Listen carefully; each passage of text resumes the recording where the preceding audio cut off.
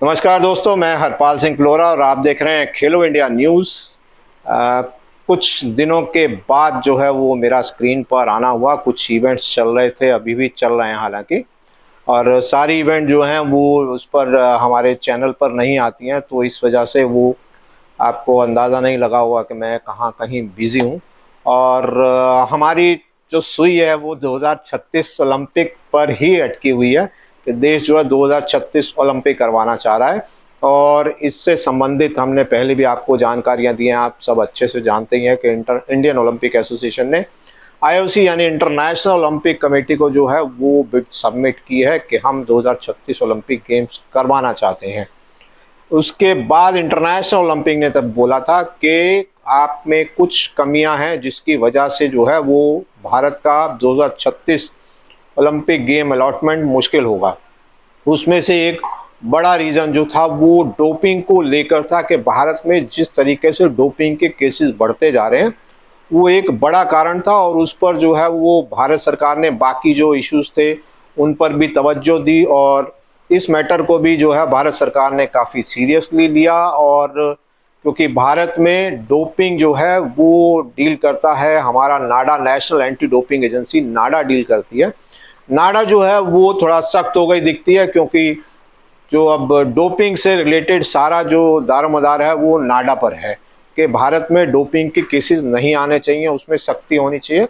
वो सख्ती बढ़ी है, तो उसके चलते जो है वो शायद लगता है कि अगले कुछ समय में हमारे पास डोपिंग के केसेस बढ़ सकते हैं, क्योंकि जब आप सख्ती करते हैं बहुत से जो लोग हैं वो उसमें इन्वॉल्व रहते हैं और पकड़े जाते हैं। जैसे जैसे लोग पकड़े जाएंगे वैसे वैसे एक मैसेज जाएगा कि डोपिंग जो है वो भारत में मुश्किल होगा कि आप ड्रग्स लेकर, वो मेडिसिन लेकर और आप टूर्नामेंट पार्टिसिपेट करें। तो इसी के चलते पीछे भी कुछ लोग जो हैं वो सस्पेंड हुए थे, बैन हुए थे, और अभी हाल ही में कुछ ऐसी ही जानकारी सामने आई है। भारतीय मिडल डिस्टेंस धावक परवेज खान पर डोपिंग के चलते 6 साल का प्रतिबंध लगा दिया गया है।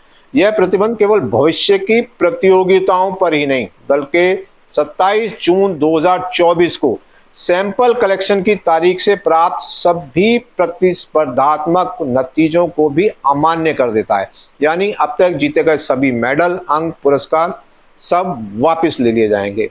20 वर्षीय परवेज खान जो हरियाणा से हैं, उन्होंने पिछले साल अमेरिकी कॉलेजिएट एथलेटिक्स में शानदार प्रदर्शन किया था, लेकिन उसके तुरंत बाद पंचकुला हरियाणा में आयोजित नेशनल इंटरस्टेट चैंपियनशिप में उनका जो डोप टेस्ट है वो पॉजिटिव पाया गया। उनके शरीर में एरिथ्रोपोएटिन यानी ईपीओ पाया गया। अगर मैं वर्ड जो है वो अगर मैं गलत पढ़ रहा हूं तो उसके लिए माफ़ी चाहूँगा।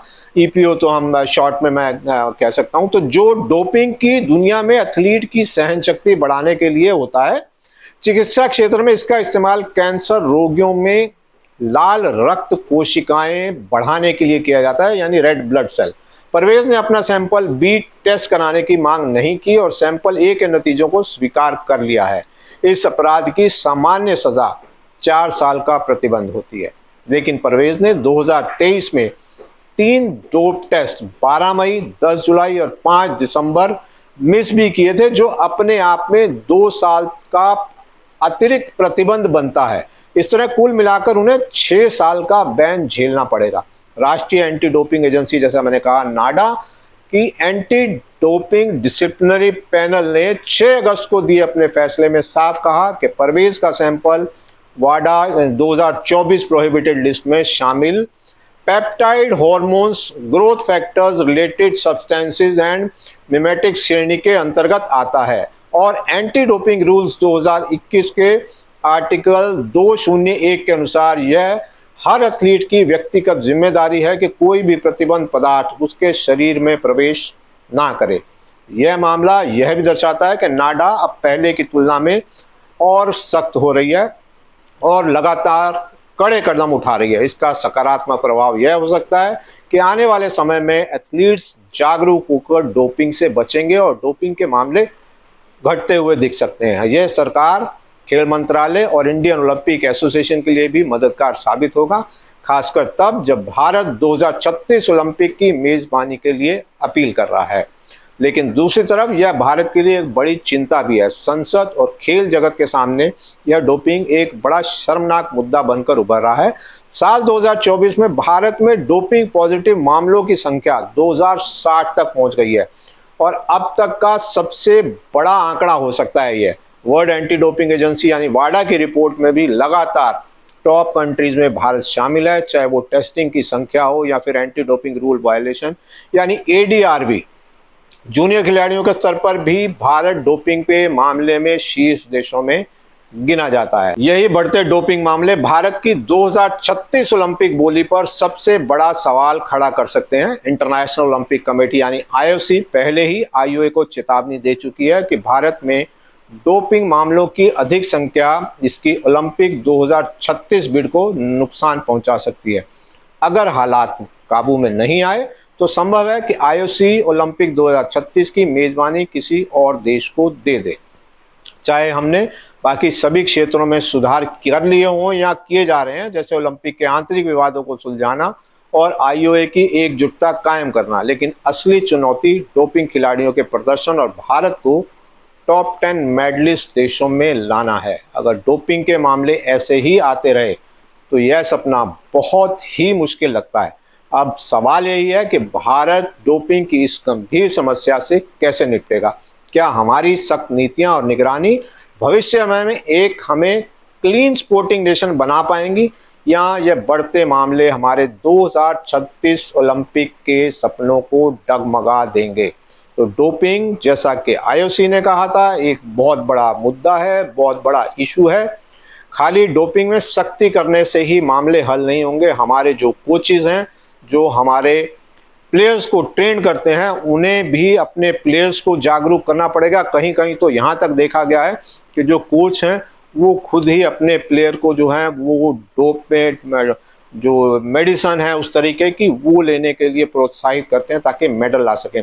आप इस तरह के मेडल शायद देश में तो ला सकते हैं जहाँ पर ज़्यादा डोपिंग टेस्ट होते नहीं हैं, लेकिन अब जब ओलंपिक की बात करेंगे, आप उस लेवल पर जब खेलेंगे, पार्टिसिपेट करेंगे, तो वहाँ टेस्टिंग के दौरान फंसने के पूरे चांसेस आपके रहते हैं। यही एक प्रॉब्लम है जिसकी वजह से हमारे को IOC यानी इंटरनेशनल ओलंपिक कमेटी ने कहा है कि हम अपने यहाँ जो डोपिंग के मामले हैं उनको कंट्रोल करें। तो इस चैनल के माध्यम से, इस वीडियो के माध्यम से हम सभी खिलाड़ियों और सभी कोचेस से रिक्वेस्ट करेंगे कि वो डोपिंग से बचकर रहें, डोपिंग से दूर रहें। जो लोग डोपिंग में इन्वॉल्व हैं, चाहे वो खिलाड़ी हैं, चाहे वो कोच हैं, वो असल में भारत की देश की इमेज भी खराब कर रहे हैं और 2036 हमारी जो ओलंपिक की मेज़बानी है उस पर भी आप बहुत बड़ी एक रुकावट खड़ी कर रहे हैं। तो हम उम्मीद करेंगे कि हमारे कोचेस, हमारे खिलाड़ी जो हैं वो इससे दूर रहेंगे और नाडा इसी तरह सख्ती करती रहेगी टेस्टिंग को लेकर और कोशिश होगी कि आने वाले समय में हम इसको बहुत ज़्यादा अच्छे से कंट्रोल कर सकें। हम बजाय टॉप ड्रग्स को जो लेने वाले नेशंस हैं, जो डोपिंग में फंसने वाले नेशन हैं, उसमें ना आकर हम जो सबसे कम डोपिंग वाले केसेस हैं उनमें आए। हालांकि तो वो बिल्कुल होना ही नहीं चाहिए, लेकिन कभी कभी कई सब्सटेंस ऐसे होते हैं जो लोगों को पता नहीं लगते हैं। हालांकि नाडा ने बहुत कोशिश किया, अच्छे से एक्सप्लेन किया है, बट स्टिल फिर भी हम उम्मीद करना चाहेंगे कि इस तरह के कोई केसेस आए ना, तो देश को बहुत इससे फ़ायदा होने वाला है। देश की इमेज 2036 ओलंपिक गेम्स भी छोड़ दें तो डोपिंग के अगर मैटर नहीं निकलेंगे, डोपिंग के अगर केसेस नहीं होंगे या बहुत कम होंगे, तो उससे देश की जो इमेज है, स्पोर्टिंग इमेज है, स्पोर्ट्स वर्ल्ड में जो इमेज है वो भी सुधरेगी। तो इसी उम्मीद के साथ मैं आपसे इजाज़त लेता हूँ। अगली वीडियो तक के लिए मुझे इजाज़त दीजिए। वीडियो लाइक करना ना भूलिए, चैनल सब्सक्राइब करना ना भूलिए और आपके कमेंट्स, आपके सजेशन जो हैं वो हमारे कमेंट बॉक्स में आते रहने चाहिए। तो अगली वीडियो तक के लिए मुझे इजाज़त, बहुत बहुत शुक्रिया।